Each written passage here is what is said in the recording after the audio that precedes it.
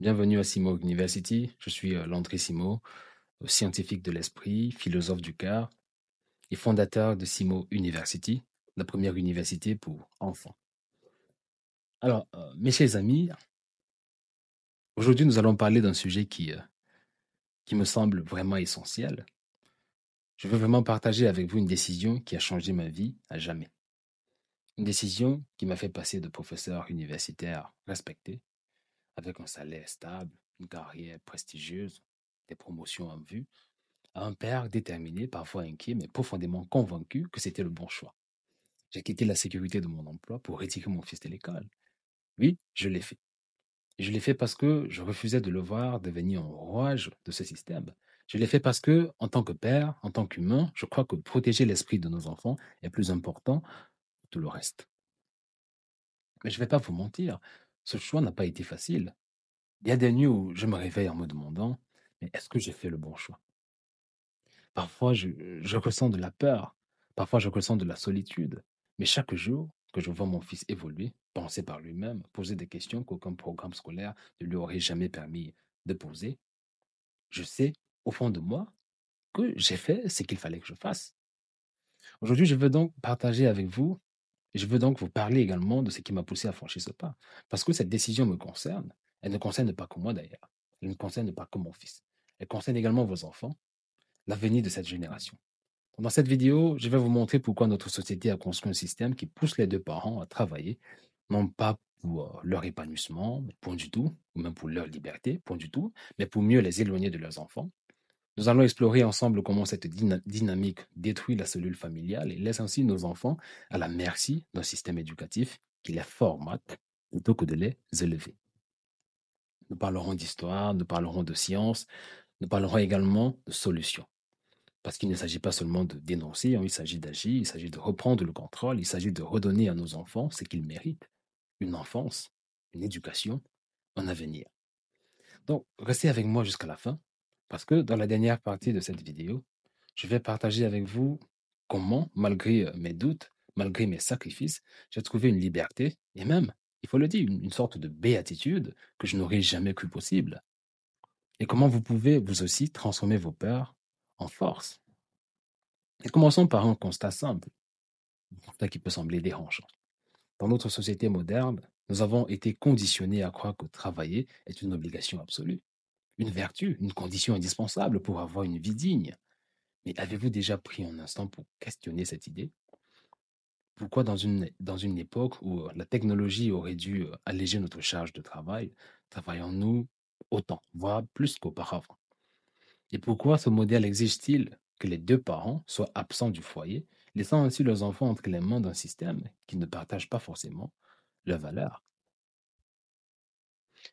Cette obsession pour le travail n'est pas nouvelle. Regardez l'histoire.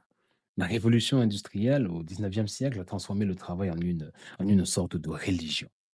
Des hommes encore comme Andrew Carnegie et Henry Ford ont créé des usines où les travailleurs étaient réduits à des machines humaines. À l'époque, les enfants aussi travaillaient. Oui, des enfants de 8 ans, de 9 ans étaient envoyés dans des mines ou des ateliers parce qu'on croyait qu'il fallait exploiter chaque main pour maximiser la productivité. C'était ça la réalité. Mais aujourd'hui, nous ne mettons plus nos enfants dans des usines, mais nous les mettons dans des écoles qui, comme les usines, suivent des horaires rigides, imposent des règles strictes et aussi forment des enfants à obéir, à se conformer. Et nous, les parents, que faisons-nous? Nous allons au travail, parfois épuisés, parfois frustrés, et quand nous rentrons le soir, il nous reste à peine de l'énergie pour demander à nos enfants, mais comment était ta journée? Est-ce cela la vie que nous voulons pour nos enfants? Je vais être franc avec vous. Quand j'étais encore dans mon emploi universitaire, je me suis souvent senti pris au piège. J'aimais enseigner, j'aimais transmettre des connaissances, mais une question me hantait. À quoi bon enseigner à des adultes si nos enfants sont abandonnés? Chaque jour, je voyais mon fils grandir et je sentais que quelque chose n'allait pas. Il avait des questions, il avait des rêves, il avait une curiosité débordante. Mais peu à peu, cette curiosité s'éteignait. Pas parce qu'il n'était pas, on va dire, intelligent, pas parce qu'il, mais parce que l'école le noyait dans des routines sans âme. Et ce n'est pas un hasard. Regardez ce que disait Ivan Illich, un philosophe du XXe siècle, dans son livre Une société sans école. Il explique que l'école moderne n'est pas conçue pour éduquer, mais pour formater. Elle transforme des individus uniques en citoyens dociles, prêts à suivre des règles sans les questionner. Et le pire, nous, les parents, avons été convaincus que c'est le seul chemin possible. Mais pourquoi? Pourquoi ce modèle est-il si universel? La réponse est simple. Un parent qui travaille tout le temps, un parent qui n'a pas le temps d'éduquer ses enfants, est un parent qui ne pose pas de questions. Et un enfant élevé par le système est un enfant que l'État peut contrôler plus facilement. C'est un cercle vicieux. Et ce cercle, ce cycle, mes amis, n'est pas accidentel, il est intentionnel, il est bien élaboré. Regardez les statistiques. En France, selon l'INSEE, plus de 75% des familles avec enfants ont les deux parents qui travaillent à temps plein. 75%. Aux États-Unis, ces chiffres montent à 85%. Cela signifie que dans la grande majorité des foyers, les enfants passent plus de temps avec leurs enseignants, avec leurs écrans, avec leur père, qu'avec leurs propres parents. Quel message cela envoie-t-il à un enfant? Que ses parents n'ont pas le temps pour lui, que le travail est plus important que la famille. Quelle aberration. Et puis, il y a les conséquences sur la santé mentale. Des études récentes, comme celle publiée dans The Lancet Psychiatry, montrent que les enfants qui passent moins de temps avec leurs parents sont plus susceptibles de développer des troubles anxieux et dépressifs, donc des troubles mentaux. Pourquoi? Eh bien parce que les enfants ont besoin de présence, de connexion, de stabilité. Et aucun système éducatif, aussi avancé soit-il, ne peut remplacer l'amour et, on va dire, le bonheur que leur procure leurs parents. Je sais que ce que je dis peut sembler inconfortable, et peut-être même que vous ne croyez pas ce que je dis, mais quand j'ai pris la décision de quitter mon emploi pour éduquer mon fils, j'avais peur. Peur de perdre ma sécurité financière, peur de l'échec, peur du jugement des autres, parce que j'ai été jugé. Mais aujourd'hui, je peux vous dire une chose très simple. C'est la meilleure décision que j'ai jamais prise de toute ma vie. Parce que chaque moment que je passe avec mon fils, chaque question qu'il me pose, chaque idée qu'il explore me rappelle pourquoi je suis là. Et cela, aucun emploi au monde, aucune carrière, aucun salaire ne pourrait jamais le remplacer. Jamais. Donc maintenant, nous avons vu comment le modèle actuel, qui pousse les deux parents à travailler à plein temps, affecte les enfants. Mais il est tout aussi crucial de comprendre comment cette dynamique impacte la société dans son ensemble. Car ce n'est pas seulement une question de famille isolée, c'est une question de civilisation. Quel avenir construisons-nous lorsque nous sacrifions la cellule familiale sur l'autel du travail, sur l'autel de la productivité, sur l'autel du capitalisme? Je vais vous dire quelque chose que l'histoire nous enseigne, mais que nous avons, semble-t-il, oublié. Chaque grande civilisation a reconnu l'importance centrale de la famille. Dans la Rome antique, par exemple, la familia était considérée comme le cœur de la société, l'endroit où les valeurs, la culture et le savoir étaient transmis. Et pourtant, aujourd'hui, dans nos sociétés modernes, nous avons inversé cet ordre. La famille n'est plus au centre, c'est le travail qui l'est. Et les conséquences sont littéralement désastreuses. Parlons un peu de l'érosion de la famille. Prenons un exemple concret. Dans les années 1970, les politiques publiques dans de nombreux pays occidentaux ont commencé à encourager activement les deux parents à travailler à plein temps, sous prétexte d'égalité et de progrès économique. Mais derrière ces politiques se cache une réalité beaucoup plus cynique. En augmentant le nombre de travailleurs dans la population active, les gouvernements et les entreprises augmentaient également leurs recettes fiscales et donc leurs profits. Le résultat, des familles où les parents passent moins en moins de temps avec leurs enfants et où l'éducation, la transmission des valeurs et même les relations humaines sont complètement externalisées. Regardez les statistiques, en 1965, selon une étude de la Pew Research Center, les mères américaines passaient en moyenne 54 heures par semaine à s'occuper de leurs enfants, contre seulement 31 heures en 2015. Ce déclin est encore plus frappant dans les pays européens où l'État a pris une part croissante dans l'éducation des enfants. Mais à quel prix? Une génération d'enfants qui grandissent sans l'enracinement émotionnel et moral qu'une famille peut offrir. Ce modèle, loin de favoriser l'égalité ou même le progrès, a créé une société où les parents sont trop épuisés pour s'impliquer pleinement et où les enfants, il faut l'admettre, sont livrés à des institutions qui ne partagent pas forcément leurs valeurs familiales, qui les endoctrinent, qui les formatent. C'est exactement ce que décrivait Aldous Huxley dans le meilleur des mondes, où les enfants sont retirés de leur famille dès la naissance pour être élevés par l'État. Bien sûr, nous n'en sommes pas encore là, mais les similitudes sont vraiment frappantes et troublantes. Parlons maintenant des conséquences sur les enfants et même sur les parents. Il y a les effets sur les enfants. Les études sont unanimes. Les enfants qui passent moins de temps avec leurs parents ont plus de difficultés à développer des compétences sociales, des compétences émotionnelles et des compétences cognitives. Une étude publiée dans Psychological Science a révélé que les enfants de parents très absents sont plus enclins à développer des comportements antisociaux et à éprouver des difficultés scolaires. Mais ce n'est pas seulement une question de quantité de temps, c'est une question de qualité. Quand les parents rentrent à la maison épuisés, stressés ou même mentalement absents, mais que peuvent-ils bien faire? Que peuvent-ils bien offrir à leurs enfants? Mais rien du tout. Que nenni. Et ce stress affecte également les parents. Combien de mères, combien de pères se sentent coupables parce qu'ils ne passent pas assez de temps avec leurs enfants? Combien de parents se retrouvent à jongler entre exigences professionnelles et familiales irréconciliables? Ce que nous appelons progrès est en réalité une machine à broyer l'humanité. Une machine qui détruit les liens familiaux, qui épuise les individus et qui transforme la société en une masse de travailleurs désensibilisés et donc de consommateurs passifs. Mais encore une fois, cela n'est pas un accident. Le philosophe allemand Herbert Marcuse, dans son ouvrage L'homme unidimensionnel, c'est un livre que j'aime beaucoup, décrit comment le capitalisme moderne réduit les individus à des fonctions faciles: travailler, consommer, dormir, répéter. C'est vraiment cynique. Et dans ce cycle, où est la place pour la famille? Où est la place pour les enfants? Où est la place pour l'humanité? Il faut vraiment que tout le monde commence à se poser ces questions. Enfin, il faut parler de la finalité de tout ceci. Parce que, mes amis, ce que nous voyons aujourd'hui n'est pas un simple dysfonctionnement du système, c'est une stratégie intentionnelle. En éloignant les parents de leurs enfants, en externalisant l'éducation ou même l'instruction, si vous préférez l'appeler ainsi, en remplissant nos vies d'occupations incessantes, les élites créent une population plus facile à contrôler. Une population qui n'a pas le temps de réfléchir, de remettre en question, ou même de résister. Il faut vraiment qu'on se l'admette. Regardez les lois qui rendent l'instruction à domicile de plus en plus difficile. Regardez les campagnes médiatiques qui ridiculisent les parents qui osent défier le système. Regardez les programmes scolaires qui remplacent les matières fondamentales par des idéologies douteuses. Tout cela est coordonné. Tout cela a un but. Et mes amis, je le dis avec douleur, si nous ne faisons rien, ce système ne fera que s'intensifier. Nous verrons de moins en moins de familles unies, de plus en plus d'enfants perdus, et ainsi une société où l'humanité elle-même est mise de côté au profit de la productivité.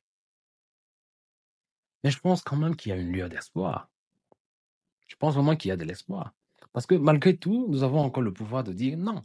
Nous avons encore le pouvoir de choisir une autre voie. Et cela commence par une prise de conscience. Une prise de conscience que nos enfants méritent mieux. Que nous, en tant que parents, avons le droit et même le devoir de reprendre le contrôle de l'éducation de nos enfants et également de leur avenir. Maintenant, je vais partager avec vous des solutions concrètes basées sur la science, basées sur mon expérience personnelle, pour vous aider à trouver cet équilibre entre travail, famille et éducation. Que mes amis, il n'est jamais trop tard pour changer. Et ensemble, nous pouvons construire un avenir où nos enfants ne sont plus des victimes du système, mais des individus libres, des individus épanouis et pleinement humains. Mes amis, nous avons vu comment le modèle éducatif actuel détruit la cellule familiale et aussi comment les parents et leurs enfants sont affaiblis. Mais il n'est jamais trop tard pour changer. Nous ne sommes pas impuissants. En tant que parents, en tant qu'humains, nous avons le pouvoir de reprendre le contrôle.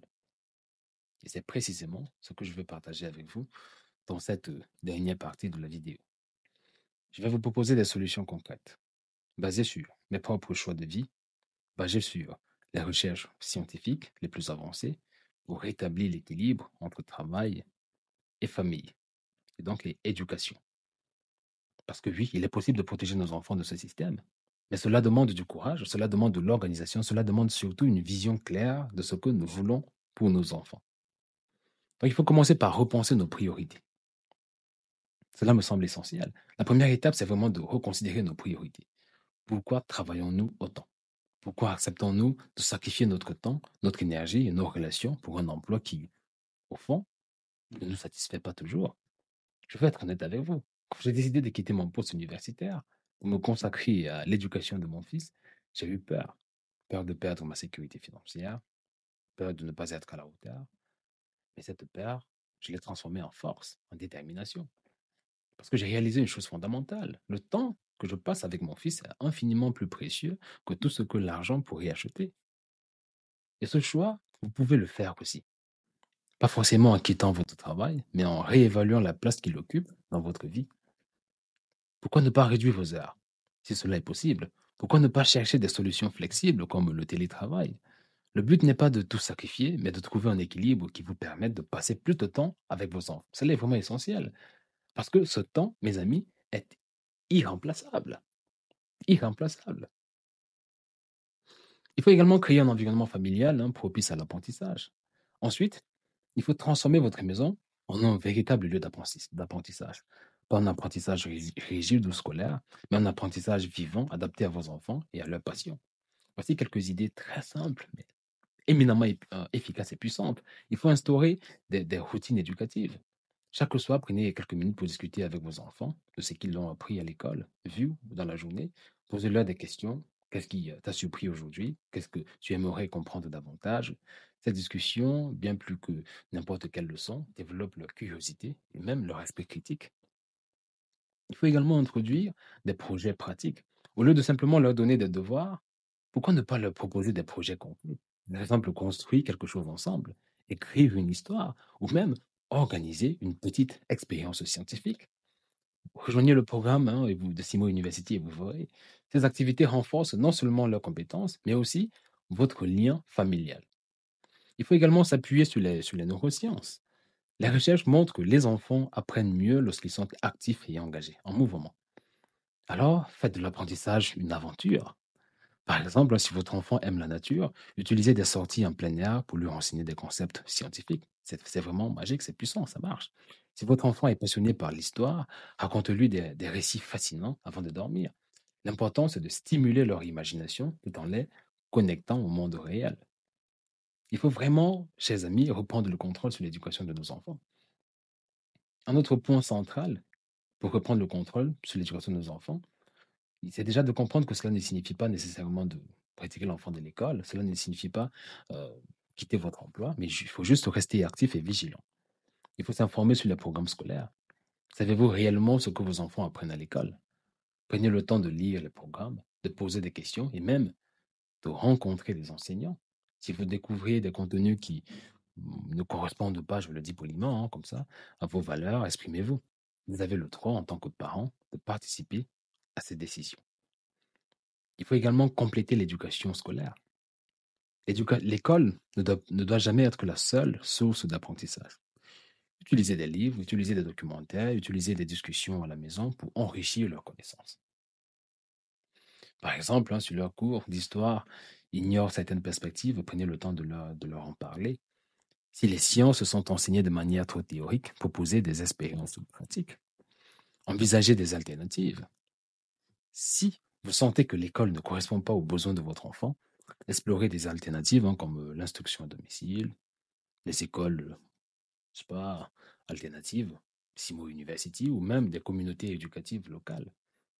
Oui, cela demande des sacrifices, mais qu'est-ce qui est plus important que l'avenir de vos enfants? Ensuite, il faut également reconstruire un lien familial. Il est vraiment essentiel de reconstruire ce lien, si souvent négligé dans nos vies modernes. Comme le disait le philosophe Martin Buber, tout véritable apprentissage est une rencontre. Cette rencontre, c'est celle entre vous et vos enfants.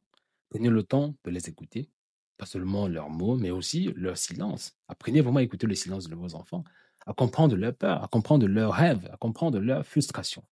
Parce que cette connexion, bien plus que n'importe quelle leçon ou activité, est la base de leur épanouissement. Maintenant, mes chers amis, je sais que ce que je propose n'est pas facile pour tout le monde.